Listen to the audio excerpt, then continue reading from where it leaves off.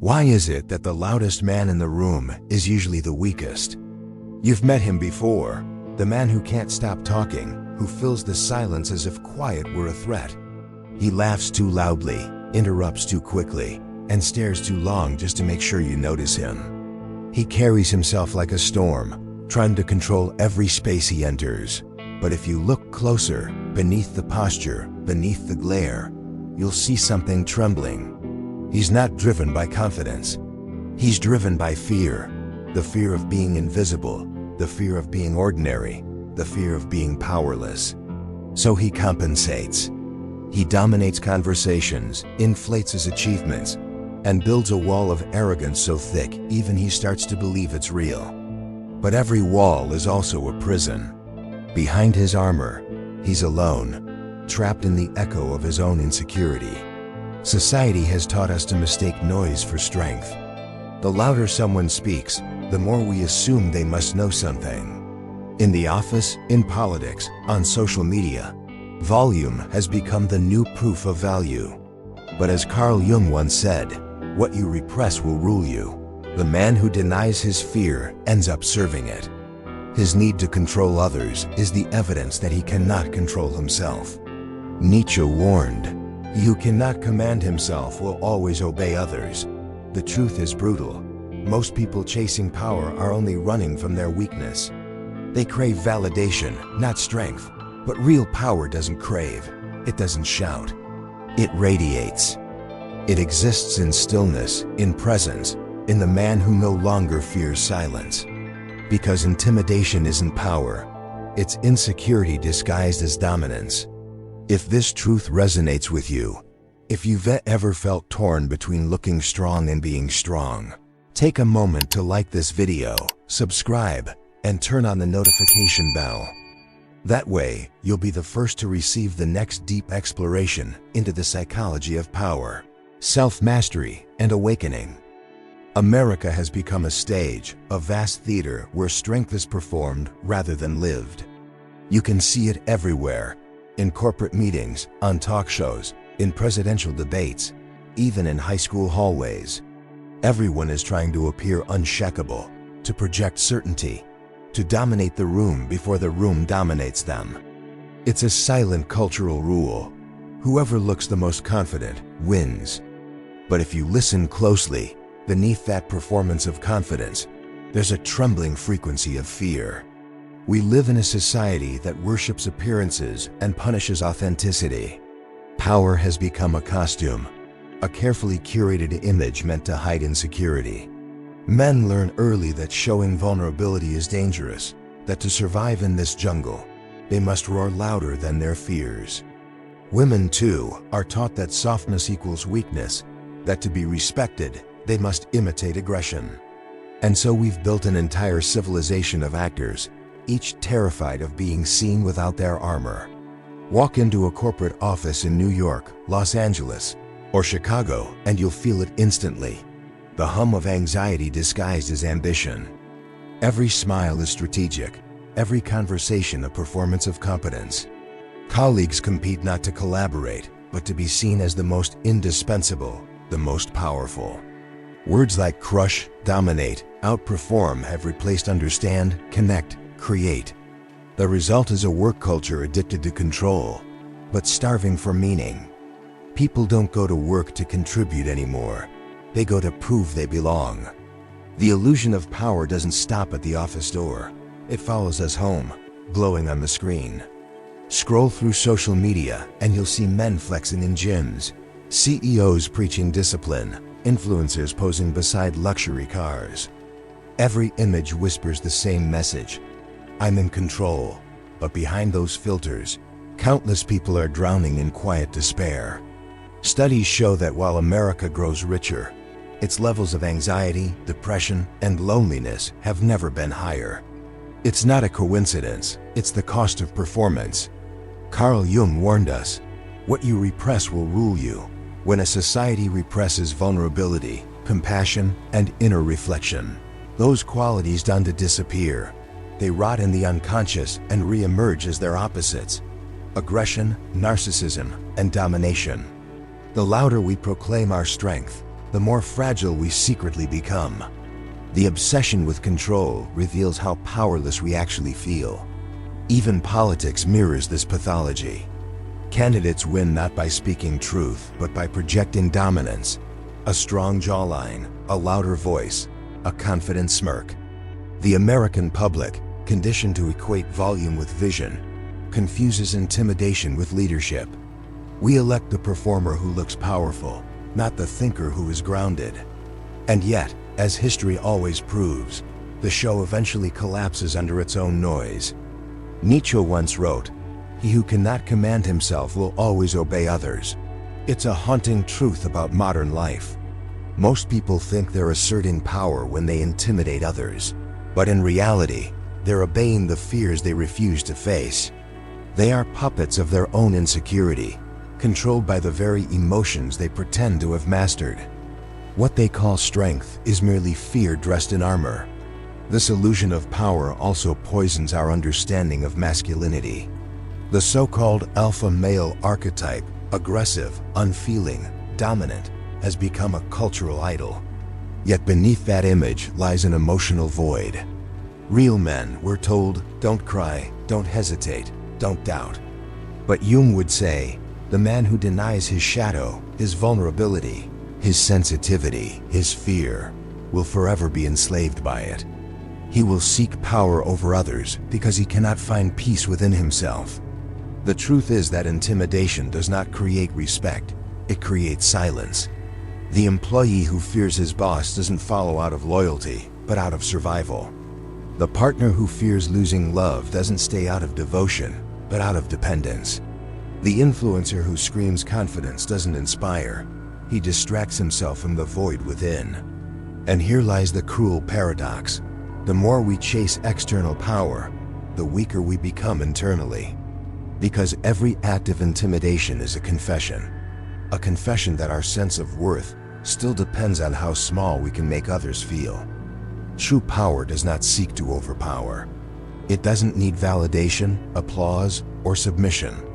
It doesn't fear stillness or silence. True power, as Nietzsche and Jung both understood, is inner authority. The kind that cannot be taken because it was never borrowed. The illusion of power is loud, anxious, and temporary. Real power is silent, grounded, and eternal. And the moment you recognize that, the entire performance begins to lose its spell. True power begins the moment you stop needing to prove it. That's the paradox. The more you chase the image of power, the further you drift from the real thing. Because real power isn't an act of domination, it's an act of understanding. It's not about controlling others, but mastering yourself, your impulses, your fears, your need for validation. Nietzsche once said, "He who has mastered himself has mastered the world." Most people misinterpret this as a call for perfection or self-denial. But what Nietzsche meant was far more profound.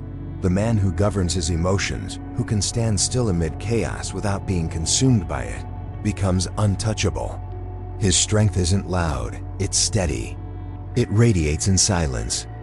Carl Jung described this same state as individuation, the process of becoming whole by confronting one's shadow. Every human being carries within them a dark twin, the repressed emotions, insecurities, and desires we deny. When you don't face that part of yourself, it controls you from the shadows. That's why so many powerful-looking people secretly crumble. They've built empires outside while their inner world remains a battlefield. To understand true power, you must be willing to descend into your own chaos. Jung believed that the greatest act of courage isn't to conquer others, but to look directly into your own abyss without turning away. Because the man who can sit with his darkness without letting it consume him, that is the man no one can manipulate. He no longer reacts, he responds. He no longer performs. He is. Think about how rare that is in modern America, in a culture that rewards reaction. The algorithm thrives on outrage. The media feeds on conflict. Every second of silence is filled with noise. And yet, the strongest person in any room is often the one who doesn't react. He listens, he observes, he waits. Because silence unnerves those who are still enslaved by their emotions. Real power doesn't rise from rage, it grows from restraint. To remain calm when provoked is not weakness, it's sovereignty. The one who can control his state of being controls the situation. Jung would call this the integration of the self, the moment when the conscious mind and the shadow no longer wage war, but begin to work together. In that union, something sacred happens. Energy that was once wasted on fear becomes available for creation, clarity, and purpose. Nietzsche echoed this transformation through his idea of the Übermensch, the overman, or the one who transcends the herd. But the real transcendence isn't about being above others. It's about being beyond their control. It's not physical power, nor political power, nor social influence. It has the freedom from the need for approval, the liberation from the cycle of reaction and insecurity. That's why true power feels so rare today. We live in an era of emotional slavery. People are addicted to outrage, validation, and attention. They mistake reaction for expression and noise for significance. But when you encounter someone who doesn't play that game, someone who is grounded, who looks at you without flinching, who doesn't need to dominate to feel secure, you feel it immediately. Their calmness becomes magnetic. Their silence becomes authority. Jung would say that person has integrated the shadow, that they no longer run from their darkness, and therefore they no longer fear it in others. Nietzsche would call them self-overcoming, the man who has died to his old self and been reborn as his own master. This is the psychology of true power. Stillness in the storm, control without suppression, confidence without arrogance. The world bends to such people, not because they demand obedience, but because they exude something that cannot be imitated, authenticity. And that is the tragedy of the illusion we explored earlier. Most people are trying so hard to appear powerful that they never become powerful. They spend their lives building masks instead of building character. But the moment you stop performing, when you dare to look at the chaos within you and say, "This too is me," you begin to reclaim every fragment of energy you gave away. True power is not conquest, it is coherence. It's the quiet realization that you are no longer at war with yourself. You can see the illusion and the truth of power everywhere, not in ancient myths, but in the faces of people walking past you every day. Take the modern corporate world, for instance. In a glass-walled office high above Manhattan, a CEO walks in, his presence filling the room before he even speaks. Everyone straightens up. He's known for his temper, his impossible demands, his reputation for getting things done. The fear he creates is palpable. For a while it works, people obey, meetings run on time, numbers go up. But beneath the surface, something rots. Creativity dies, honesty disappears. Employees start working to avoid punishment, not to build something meaningful. And when that CEO finally leaves, so does the fear, and with it, all illusion of his power. He didn't lead. He intimidated. And when intimidation leaves the room, there's nothing left behind but silence. Now contrast that with another kind of leader, someone like Tim Cook or Satya Nadella at Microsoft. These are not men who shout to be heard. They don't demand attention. They earn it through calmness and clarity. People follow them not out of fear, but out of respect. Their strength isn't about control, it's about coherence. They make decisions from a place of steadiness, not ego. And when they speak softly, the room leans in because their silence already commands attention. The same pattern plays out in entertainment. Look at Dwayne "The Rock" Johnson, a man who radiates physical power, yet speaks openly about vulnerability, depression, and failure. That's what makes him magnetic. His strength is not in his muscles. It's in his transparency. In a culture that glorifies perfection, he shows that openness can be more powerful than dominance. He doesn't need to intimidate. He inspires. Compare that with the endless parade of influencers shouting about success, money, or alpha mindset. They speak louder and louder, trying to drown out their own insecurity. Scroll through their feeds and you can almost feel it. The desperation to be seen. The performance of confidence masking the absence of peace. They don't project power. They broadcast fear. Because when power is real, it doesn't need an audience. Even in sports, the contrast is clear. Think of Michael Jordan in his prime, ruthless, disciplined, confident, but deeply self-aware. He demanded excellence, yes, but first from himself. His teammates didn't follow him out of fear. They followed him because he embodied a standard. Or Serena Williams, a force of nature who dominated her field, yet never lost her humanity. When she spoke about struggle, about pain, about starting over after failure, the world didn't see weakness, it saw strength. Because vulnerability, when owned, becomes power. Then there are the quiet examples, the kind that don't make headlines. The single mother who works 2 jobs yet still finds the patience to raise her children with compassion. The teacher who stands before a room of restless teenagers and chooses kindness over control. The nurse who stays calm during a crisis, grounding everyone else simply by being present. None of them are loud. None of them intimidate. But they hold more real power than those who rule through fear. America often mistakes confidence for certainty, charisma for wisdom, intimidation for strength. It's why so many chase status, money, and control. Because somewhere deep down, they equate being powerful with being safe. But as Jung reminded us, the privilege of a lifetime is to become who you truly are. And who you truly are doesn't need to dominate. It only needs to be known. True power, then, is found not in the spotlight, but in the shadows, in how a person behaves when no one is watching.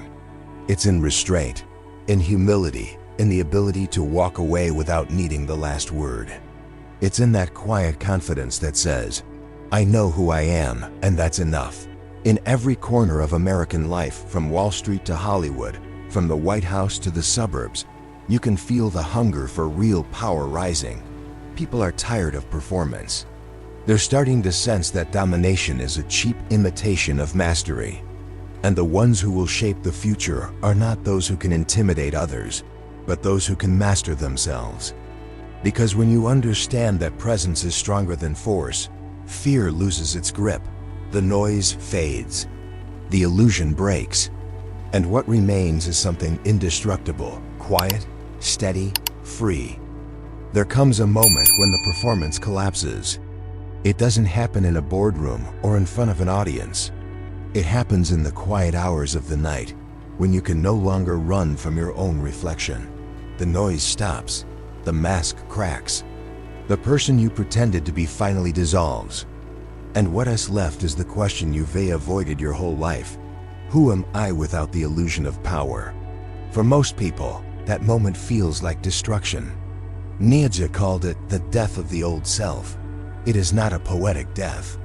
It's violent, raw, and humbling. Because everything the ego built, every identity, every performance, every mask of confidence, begins to crumble. The conqueror realizes he has conquered nothing. The dominant one sees how hollow his victories are. The man who once ruled through fear finally meets the truth that has always terrified him. That fear was his master all along. And yet, this collapse is not an ending. It's the beginning of awakening. The false power must die so that true strength can be born. Jung called this process individuation, the sacred work of integrating the shadow. The shadow is every part of you that you've repressed, denied, and buried. The anger you couldn't express, the weakness you were ashamed of, the longing you were told was wrong. You've spent years trying to control it, suppress it, dominate it.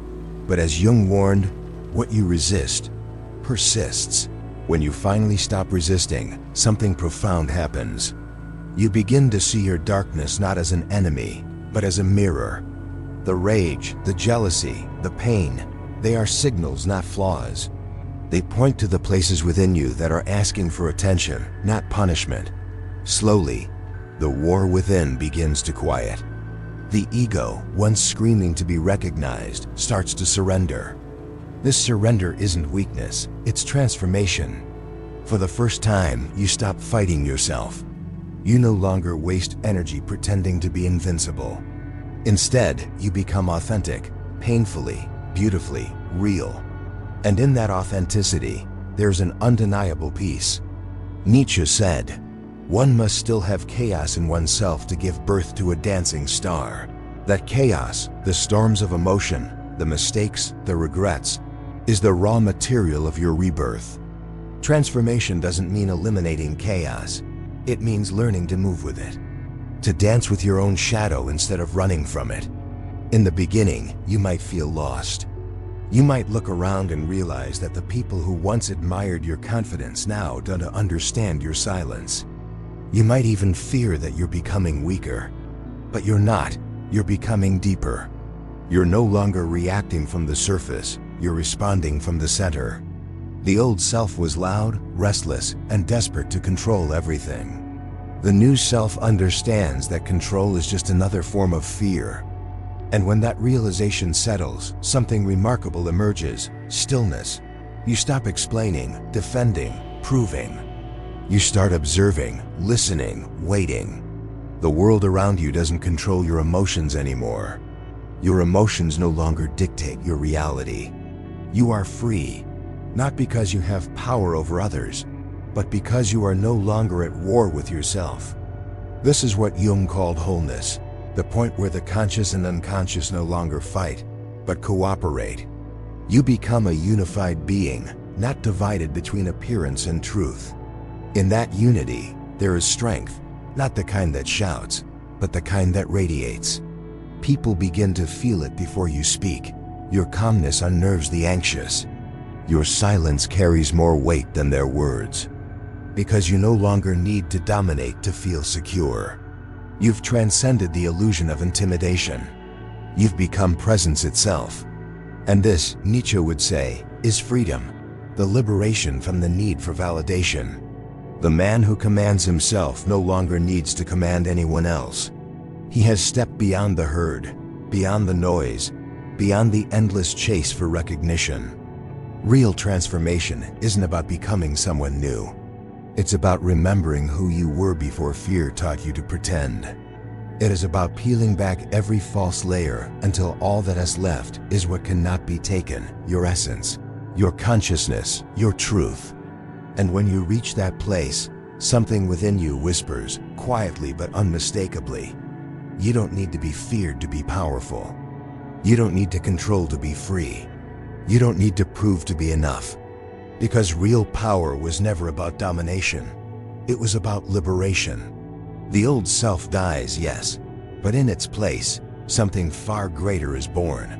A presence so still, so grounded, so whole, that it cannot be shaken.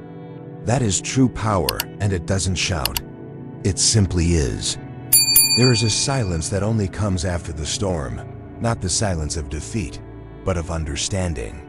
When you've shouted every argument, fought every battle, chased every illusion of control, and finally realize none of it ever made you powerful, that's the moment the world loses its hold on you.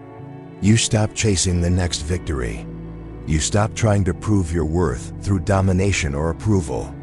You stop mistaking attention for respect, control for confidence, intimidation for strength. You stop, and for the first time you see how much of your life was spent trying to be seen. You see how much of your energy went into pretending not to be afraid.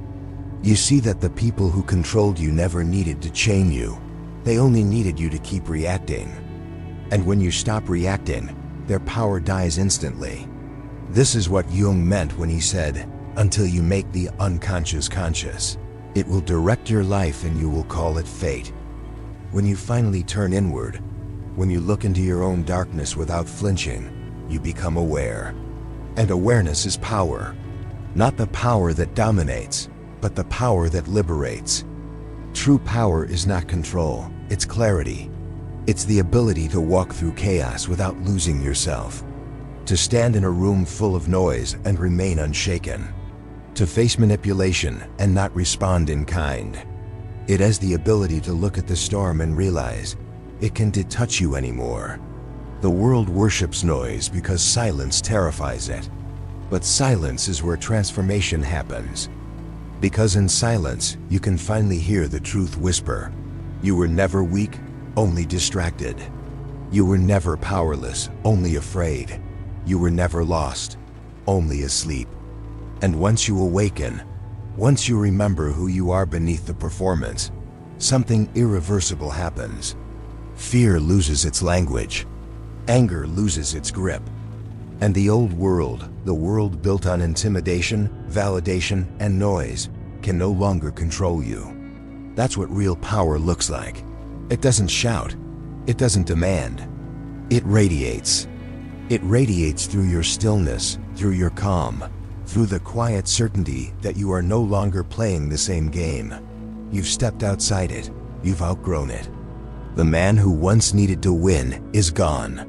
And in his place stands someone who no longer needs to prove anything. This is the revolution no one will see, because it happens in the unseen places, the mind, the heart, the soul.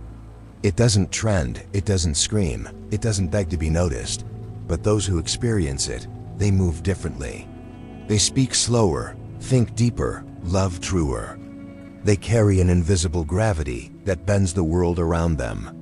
Because when you stop needing to be feared, you finally become free. That's the moment your life ceases to be a reaction and becomes a creation. And in that creation, in that quiet freedom, lies the only kind of power worth having. The power to remain yourself in a world constantly trying to make you someone else. True power doesn't shout. It radiates, it liberates, it transforms. If this truth has stirred something inside you, don't let it fade. Take a deep breath, sit in silence for a moment, and ask yourself, where am I still pretending? What part of me is ready to be free? And when you're ready, join this journey. Like this video, subscribe, and turn on the bell so you never miss our next deep exploration into the mind, the soul, and the art of becoming real. And before you go, leave a comment below. Tell me, what was the part of this message that hit you the hardest? Because your reflection might just be the awakening someone else needs to hear.